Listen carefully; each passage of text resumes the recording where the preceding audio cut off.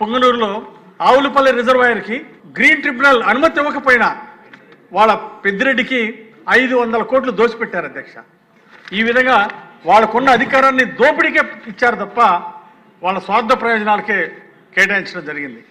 అధ్యక్ష, ఈ ప్రభుత్వం 2 ఏళ్లలోనే 34,724 కోట్లు ఖర్చు పెట్టింది అధ్యక్ష.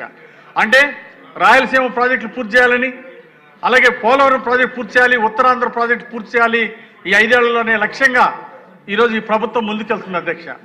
అలాగే గోదావరి, బొల్లాపల్లి, బనకచర్ల ప్రాజెక్టు కూడా పూర్తి చేయాలనే లక్ష్యంతో ముందుకెళ్తున్నాం అధ్యక్ష. సముద్రంలో కలిసిపోయే నీళ్ళని ప్రతి ఎకరానికి నీళ్ళు ఇచ్చి మరి ఉమ్మడి ప్రకాశం జిల్లాని నెల్లూరు, కడప, అనంతపురం, నెల్లూరు, కర్నూలు ఈ జిల్లాలన్నీ, అలాగే పల్నాడు జిల్లాకు కూడా నీళ్ళిచ్చి సస్యశ్యామలం చేయనే లక్ష్యంతో ఈ గోదావరి బనకచర్ల ప్రాజెక్టు చేయాలనే సంకల్పంతో ముందుకు వెళ్తున్నాం అధ్యక్ష.